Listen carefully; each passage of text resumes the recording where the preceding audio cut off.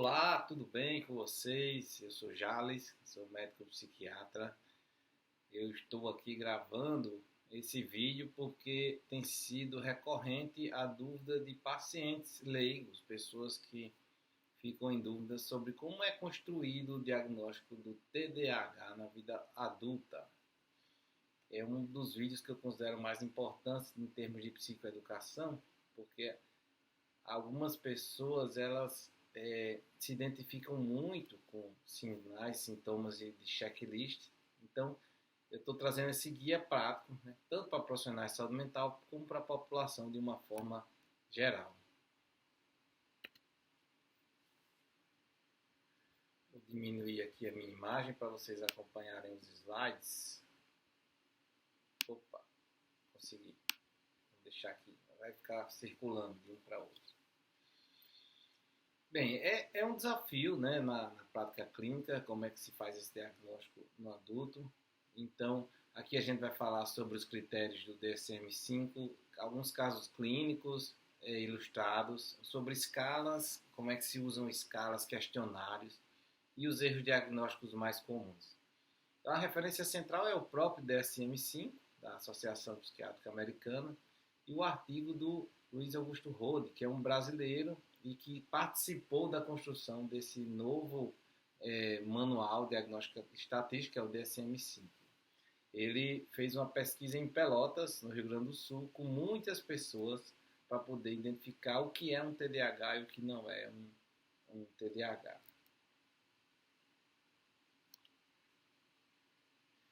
Bom, nessa situação, cada pessoa fala uma coisa, né? Cada instituição, né, fala uma coisa. Então, o paciente geralmente traz a queixa de que não está conseguindo focar, né? Como se a mente estivesse dispersa, não estivesse conseguindo concluir as tarefas. Geralmente os familiares chamam essas pessoas de preguiçosas, que quando quer consegue, mas geralmente não quer, são perdidas, desorganizadas, né? São pessoas que não cumprem suas responsabilidades. E na internet, assim, a gente considera que quem olhar os critérios e todas as pessoas que procurarem o diagnóstico do TDAH vão conseguir. Então, é muito comum as pessoas disserem que fez um teste e deu positivo. E nós, psiquiatras que temos a experiência de um treinamento para o diagnóstico dessas doenças, a gente tem que decidir com base em evidências, né? E não em narrativas. A gente não pode cair na construção do diagnóstico, mas a gente tem que entender se realmente há fatos na vida da pessoa que realmente corroboram para esse diagnóstico.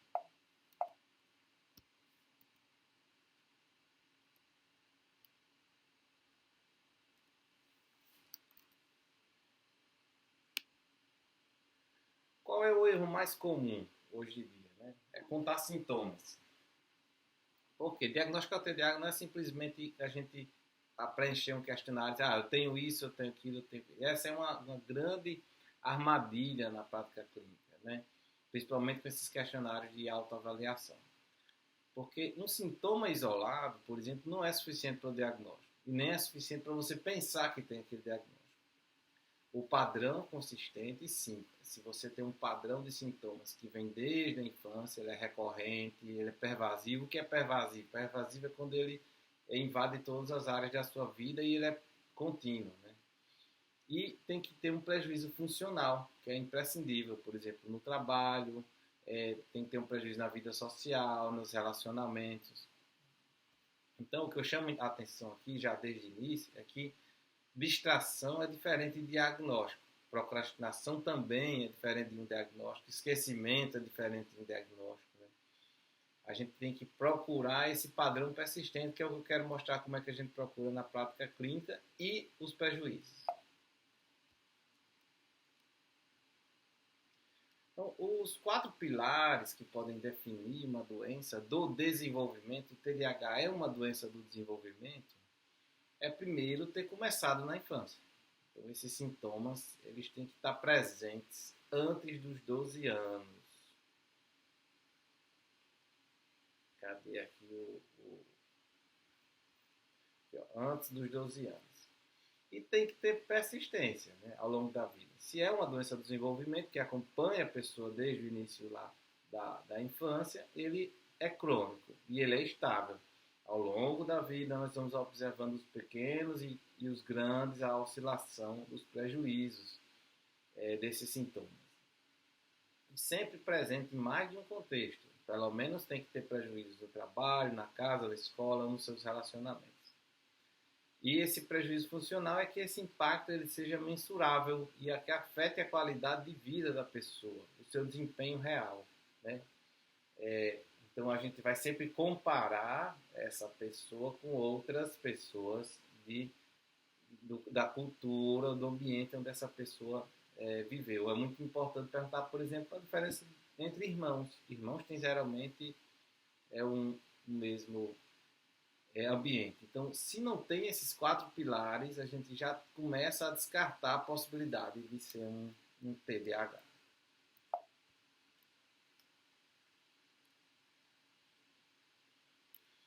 Quais são os critérios do DSM-5 para o TDAH no adulto? Então, eu considero que tem que ter mais de 5 sintomas, né, de desatenção, de hiperatividade e impulsividade, que são os 3 grandes domínios, né, e que tem que estar pelo menos presente há 6 meses, ou seja, se é importante estar desde a infância, mas se ele também está atrapalhando a vida da pessoa durante um período contínuo. Se você avalia uma pessoa aos 17 anos, eu vou entender que esses sintomas não começaram aos 16 anos e meio. Né? Tem que ser precoce, aos 12 anos, tem que ter afetado 2 ou mais contextos da vida, tem que ter o prejuízo funcional e a gente também ainda tem que descartar outras possibilidades de diagnóstico, porque a ansiedade, a depressão, os transtornos psicóticos, outros transtornos de humor, eles podem afetar a capacidade de concentração, o autismo também pode afetar capacidade de atenção e de funcionamento executivo. Então, esses são os critérios do DSM-5 para o diagnóstico de TDAH. Tem que ter mais 5 sintomas, início precoce, 2 ou mais contextos afetados, um prejuízo funcional que interfere na vida da pessoa. Ou seja, se você tem um bom desempenho, não é uma dificuldade que vai estar associada a um diagnóstico. O que seria essa famosa desatenção? Né? É não prestar atenção a detalhes, cometer erros por descuido em trabalhos ou outras atividades. Seria a dificuldade de manter a atenção em tarefas ou até atividades lúdicas, como assistir filmes, as brincadeiras que as crianças brincam. É quando a gente fala com a pessoa, ela parece que ela não está escutando, não segue instruções até o fim, ela não termina as tarefas, tem dificuldade de organizar as tarefas e atividades. Quando ela evita tarefas que exigem esforço mental prolongado, quando perde muitos objetos necessários para tarefas ou atividades, facilmente se distrai por estímulos externos e esquece atividades cotidianas. Aqui começa uma dificuldade para a gente como psiquiatra. Isso acontece com muitas pessoas que não têm a doença. Então, isso não é um critério para a gente já diagnosticar o TDAH.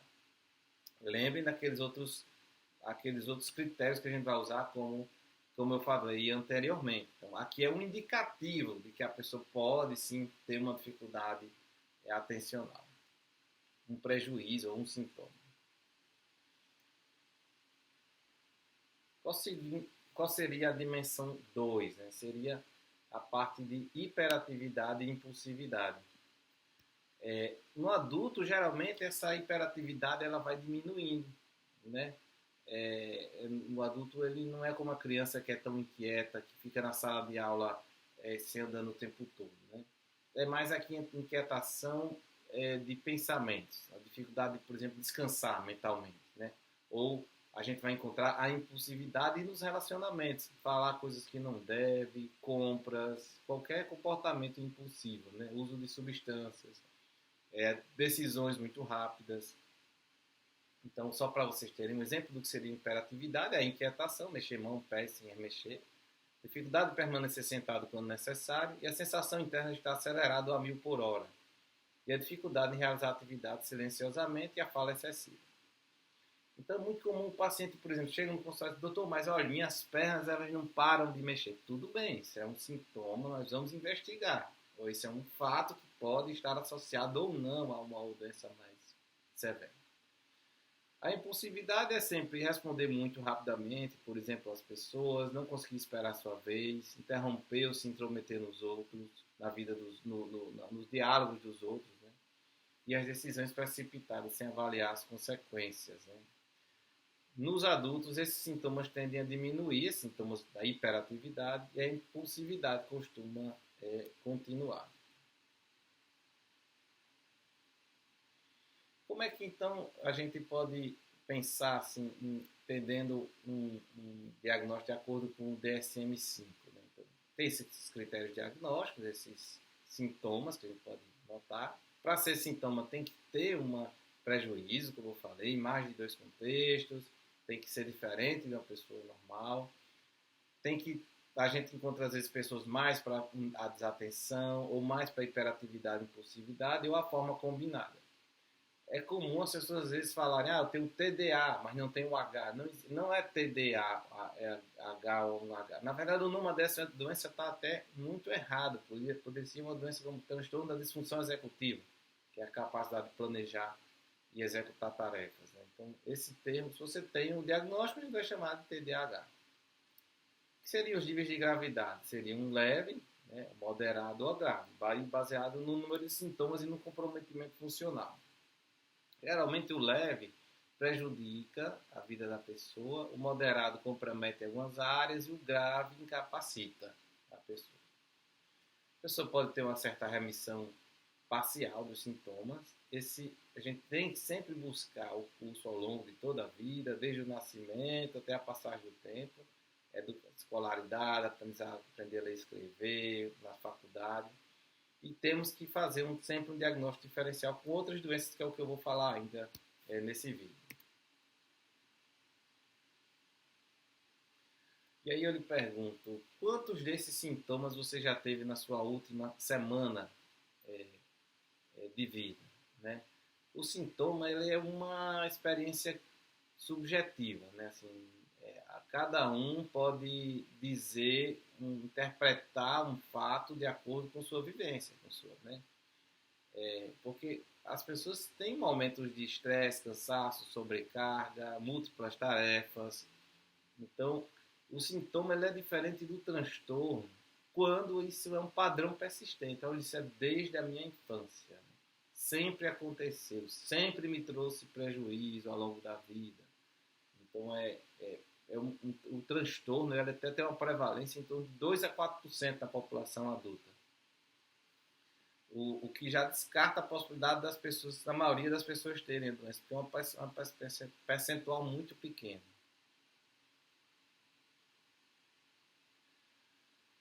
Vamos aqui falar do fotógrafo. Seria um talento ou um TDAH? Vamos imaginar aqui um fotógrafo paciente adulto, fotógrafo profissional, tem uma rotina extensa de trabalho, tem um desempenho excelente, mas ele tem uma dificuldade persistente na parte burocrática da sua profissão. Então ele consegue realizar bem seu trabalho em campo, faz os ensaios, se engaja nas tarefas de autoestimulação, faz tudo. Mas ele trava o quê? Na hora de editar um vídeo.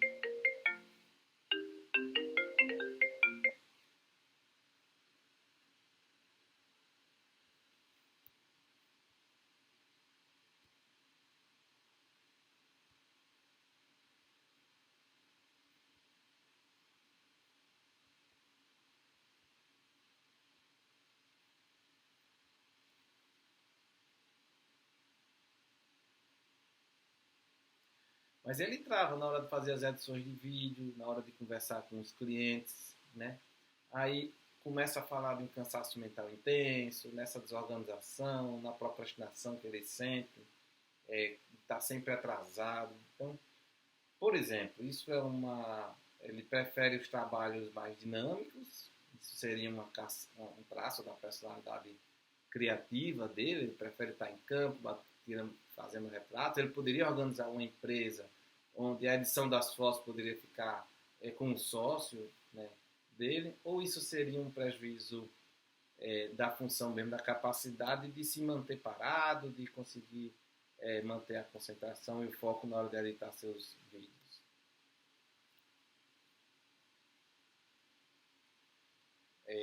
O raciocínio clínico, né, da função executiva, né, por exemplo, esse caso desse fotógrafo é muito didático, porque é um padrão clássico do TDAH no adulto.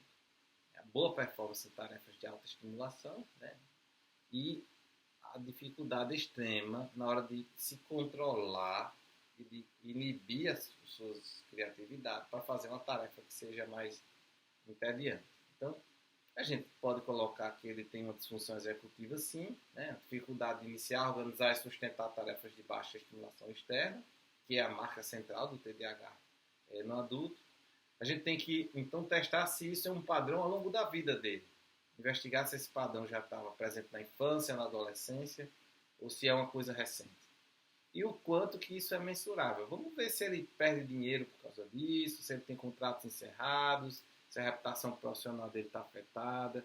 A gente não vai levar em consideração só esse desconforto subjetivo dele, ou seja, só a percepção dele que a vida dele está ruim. Vamos traduzir isso em fatos concretos.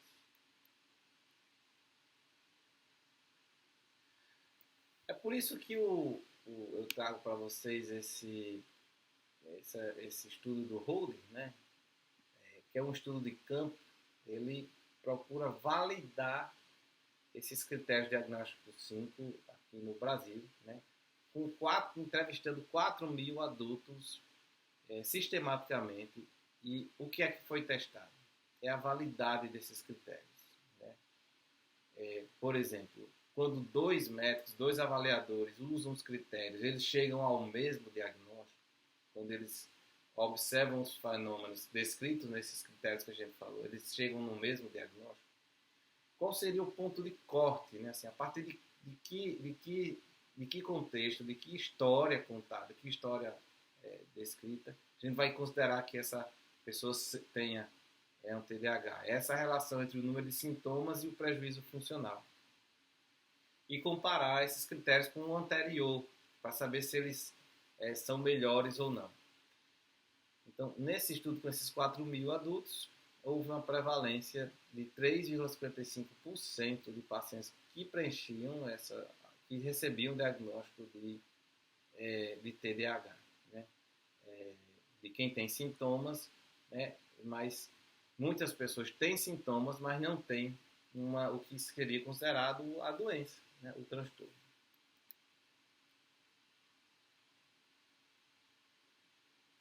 O resultado principal desse estudo que o Bode fez é que 20% das pessoas que tinham sintomas de TDAH, mesmo que seja um sintoma isolado, né, mas somente 3,55% atende assim, ao diagnóstico completo, né, da doença. Então veja que é uma coisa de quase 6 vezes maior.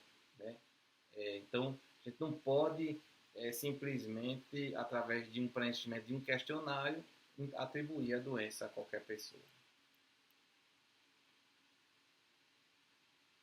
Vamos para outro caso clínico. A concurseira que tem uma alta demanda de estudos ou ela realmente tem um TDAH? Então, vamos pensar numa paciente adulta que quer ter um emprego público, precisa de estudar muito, é um concurso altamente competitivo, em que estuda de 8 a 10 horas por dia, né? E o rendimento dela não está acompanhando o que ela diz que é o esforço dela para estudar. Ela estuda 10 horas por dia, não tem lazer, tem um isolamento social muito grande, está com queixas de exaustão intensa, episódio de vômito por ansiedade, crise de choro antes das provas. Já fez uso de metilfenidato por conta própria, com a ajuda dos amigos, e acabou ajudando a focar. E no seu perfil de personalidade, ele tem um perfeccionismo extremo. Ela se cobra muito, né? Tem um padrão de tudo ou nada, all or nothing, ou seja, ela, se não for isso, se eu não estou estudando às 10 horas por dia, meu estudo está péssimo. Então, como é que a gente entende? Será que nem todo baixo rendimento é TDAH? Isso é um exemplo clássico. Naquele passado fotógrafo, a gente ainda pensou, né? A gente ainda foi investigar. Nesse segundo caso aqui, é um exemplo clássico de que um sofrimento real, né? Um medo, uma ansiedade, né? Pode parecer que aí faz a pessoa pensar que está com dificuldades, usou um estimulante, né, inadequadamente, que mascara, né, o estimulante ele realmente aumenta a capacidade da pessoa de manter um foco. Não tenho dúvida disso. Não deixa mais inteligente, né? Então, alguém que tem uma ansiedade de desempenho, se exige muito, e isso, e o medo de fracassar faz a pessoa ter dificuldade de manter a concentração, porque fica mais atento ao medo do que ao que tem que fazer, né? Então, isso não é um déficit de atenção. É mais uma petição dela foi capturada para uma possível ameaça do concurso. Podemos considerar que ela está com um burnout por esforço, não um burnout doença, mas um burnout no sentido de que ela está excessivamente cansada, né? Não se recupera do seu esgotamento, né, cognitivo. E ainda tem essa característica de ser muito perfeccionista que começa a deixar a pessoa mais paralisada, porque ela começa a entender que se não está fazendo o que der, o que ela colocou como meta, ela é uma fracassada. Vale a pena chamar a atenção para essa questão do uso do estimulante como uma memória melhora subjetiva. Isso não confirma de jeito nenhum o diagnóstico do TDAH. Como foi essa mudança? Por que muitas pessoas passaram a se sentir, a perceber essa doença? Houve uma mudança, assim, né? E isso é uma coisa muito discutida, né? Porque houve uma redução do limiar dos adultos. Por exemplo, era de 6 sintomas presentes para 5, né? Isso foi baseado em evidência. Mas isso aumenta a chance da pessoa receber um diagnóstico, né? E também uma mudança na idade. Antes era crianças abaixo de 6 ou era 7 anos, agora abaixo de 12, antes dos 12 anos. Antes eram 7 anos. Então, o diagnóstico ficou mais sensível, né? Parece que o Epstein, né, que em 2013 escreveu um artigo falando sobre que isso era uma mudança mais para ajudar as pessoas, mas que não tinha pressão da indústria, de pacientes, mas a gente não sabe exatamente o que aconteceu.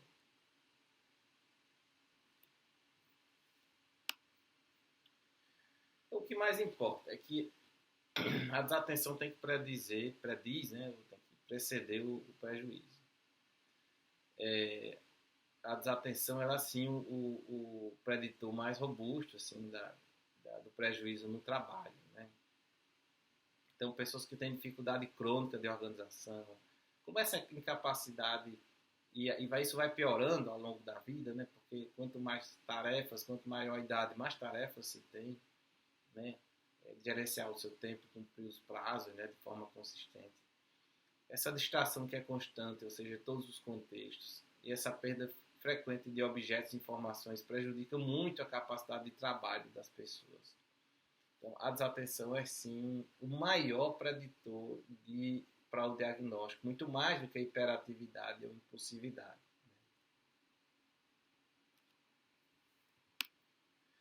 Vamos falar outro caso aqui, o anestesista, né? Uma vida inteira ele tem 38 anos, né? Busca avaliação por iniciativa própria, porque ele leu sobre o TDAH, dizendo que sempre foi assim. Então, na infância, ele tem uma dificuldade escolar, sabe que poderia ir melhor, mas sempre foi desorganizado, esquecia os materiais em casa. Na faculdade, ele começa a ser aprovado mais por uma inteligência, uma capacidade de memorizar o conhecimento, porque fazia um esforço muito desproporcional para conseguir estudar e também procrastinava bastante. Na residência, ele começou a ter muita dificuldade em fazer protocolos burocráticos, esquecia plantões, era repreendido por conta de atraso. E aí hoje tem uma desorganização maior, de procrastinação, muito esquecimento, muita perda financeira. Chegou uma época que começou a contratar, por exemplo, uma funcionária para fazer um trabalho burocrático, porque ele não estava conseguindo mas estava recebendo muitas punições no emprego por estar deixando de preencher documentos.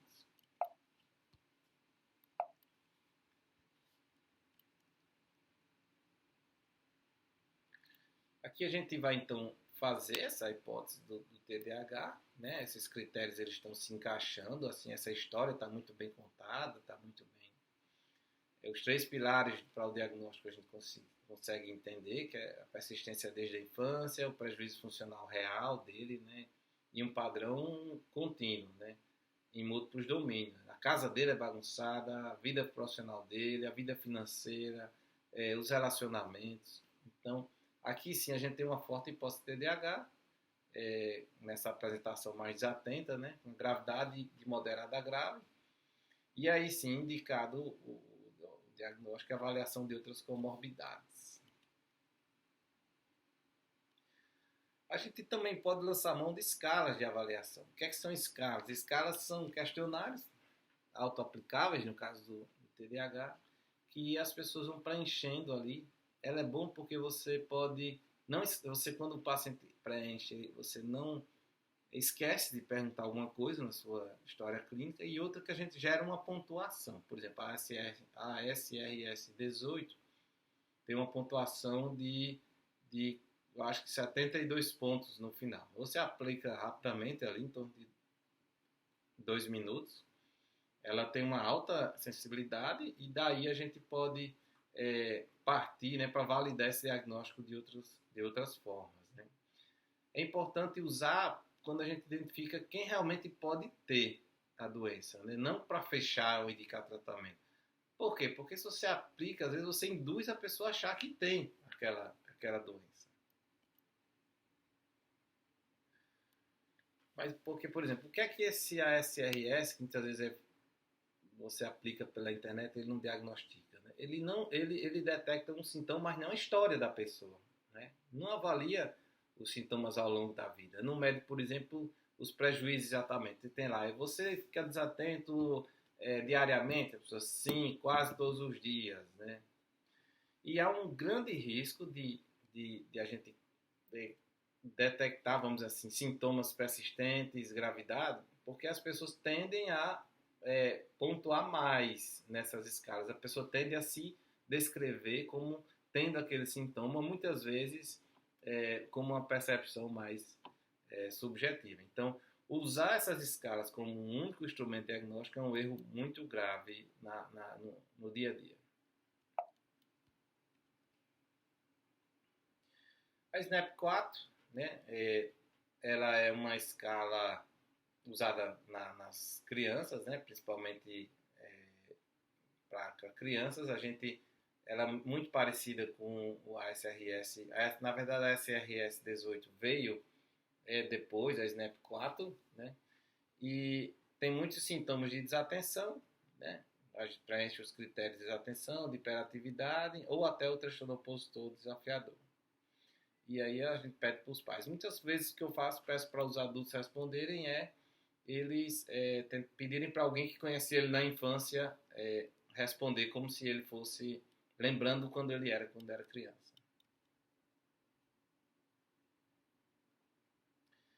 Então, as limitações dessa escala são a dependência de um informante, né? Uma baixa especificidade isolada, ou seja, ela não confirma diagnóstico e não substitui uma avaliação clínica, né, por exemplo.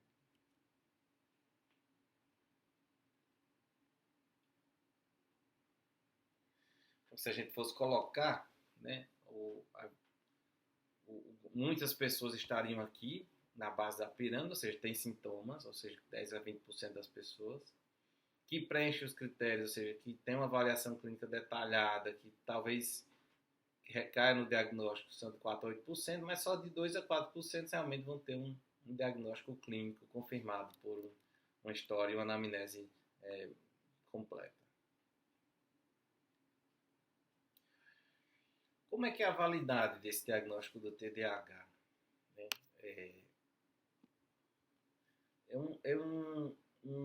É um dos transtornos, uma das doenças, né, com um acúmulo de evidências científicas na psiquiatria, né?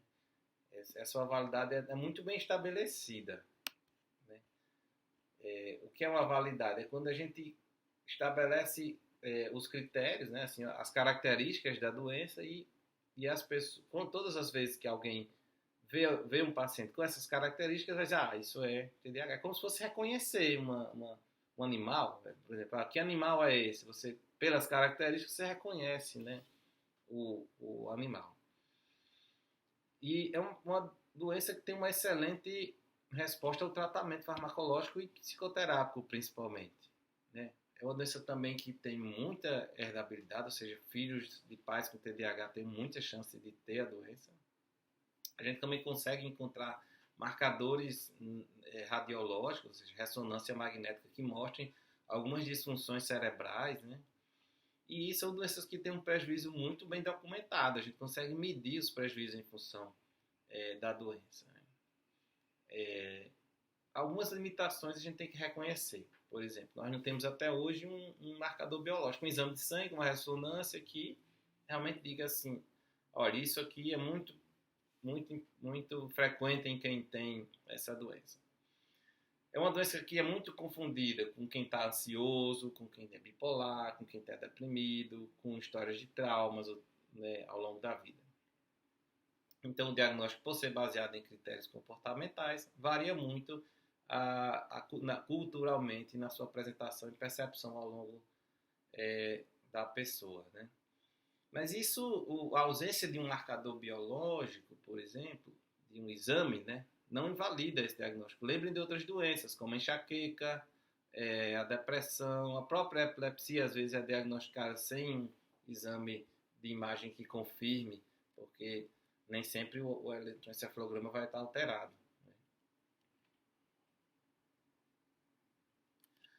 Vamos agora para um outro caso aqui, que é o usuário de tecnologia, né? Pessoas que queixa de falta de foco.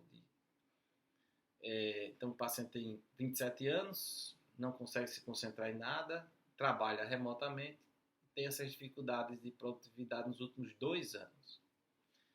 Usa redes sociais por volta de 6 a 8 horas por dia, tem uma alternância compulsiva entre aplicativos, né? Muda de um aplicativo para outro, dificuldade de iniciar e concluir as tarefas sem antes checar o celular, aquela pessoa que está com o celular o tempo todo na mão. Não tem dificuldade na escola, na infância e na adolescência teve um bom rendimento, não tinha queixa de professores, de familiares sobre o comportamento dele. Então, se ele chegou com a hipótese de TDAH, essa evolução revelou mais um padrão de uma dependência, né? Hoje, você ter uma dependência de tecnologia pode sim confundir o diagnóstico com o TDAH.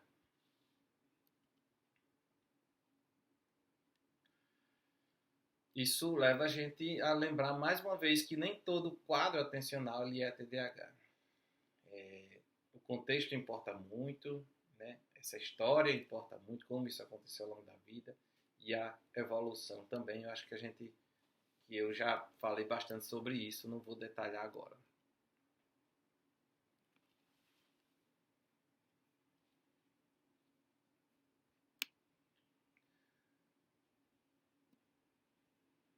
Vocês podem perguntar assim, como é que esses critérios diagnósticos foram construídos, né?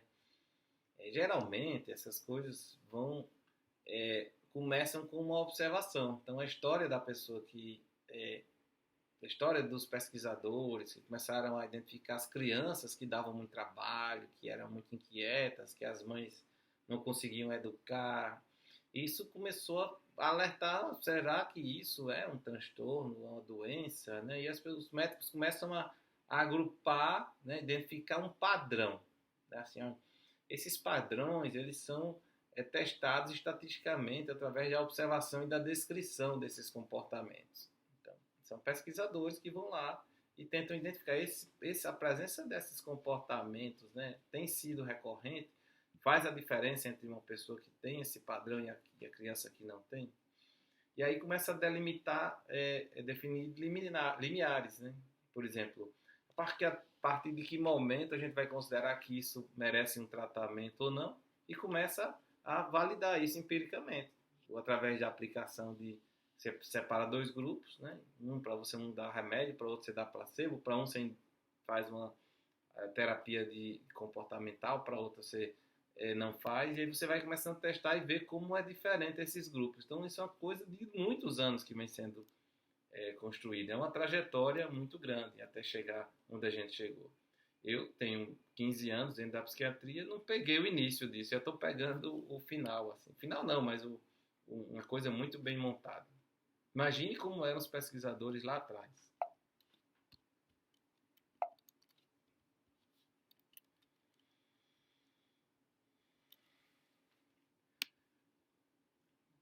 Para vocês entenderem também, a gente vai fazer com analogia com a altura, né? O TDAH como uma dimensão contínua. A nossa altura, quanto a gente mede, né? Assim, não existe um ponto que separa. Assim, a partir daqui você é alto ou baixo. Esse corte pode ser arbitrário. Por exemplo, aqui no Nordeste, se você tem mais de, vou dar um exemplo, 1,70, você pode ser considerado uma altura, uma estatura mediana boa, né? Por exemplo, algumas profissões antigamente, alguns esportes, né? Você tinha uma altura, pois se você for jogar basquete na NBA, nos Estados Unidos, a sua altura tem que ser pelo menos de 1,90, 1,95, né? Então, o TDAH também, ele também é contínuo, né? Esses níveis de atenção e hiperatividade, eles vão se distribuindo e a gente tem que ficar, o médico, o psiquiatra, o psicólogo, as pessoas que trabalham com isso, é um bom validador, né? Assim, então, esses critérios eles não são tão arbitrários. Assim. Tem uma parte cultural, né? Mas isso também se justifica porque que às vezes a pessoa tem a doença, né? E causa sofrimento, mas ela não percebe, não procura ajuda, né? Isso explica também por que a prevalência varia com o método usado. Algumas pessoas consideram os critérios, outros consideram outro, mas de uma maneira geral, universalmente, a gente está tentando considerar os mesmos critérios hoje em dia, e isso fundamenta a abordagem da gravidade. Às vezes é leve, é moderado a grave, um leve não precisa de remédio, né? Mas o diagnóstico não cria uma categoria natural, né? Não é da natureza. Assim. Ele marca mais o prejuízo de sintomas que a gente observa no dia a dia. Então, há sim um risco hoje de maior diagnóstico do TDAH, né? Esse contexto de todo mundo conectado, né? E muitas pessoas se autoavaliando, se autodiagnosticando, né? Muito conteúdo de saúde mental na rede social pode causar um risco de um superdiagnóstico, né? A gente tem estudos recentes que estudos, né? Um estudo recente mostrou que as informações que existem sobre TDAH na internet promovem muito mais desinformação do que informação. E empodera as pessoas a se considerarem, né, assim, a imaginarem que elas têm um poder de também... Elas têm autonomia, mas elas não têm essa capacidade de um diagnóstico, né? E essas autoavaliações isoladas, como preencher uma escala que deu TDAH positivo, deixa...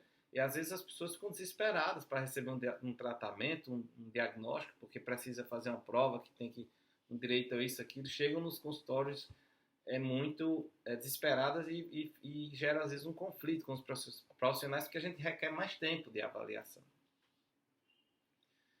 Então é muito problemático fazer uso isolado dessas escalas de autodiagnóstico. E daí o motivo de eu estar fazendo esse vídeo para vocês hoje, para vocês possam entender.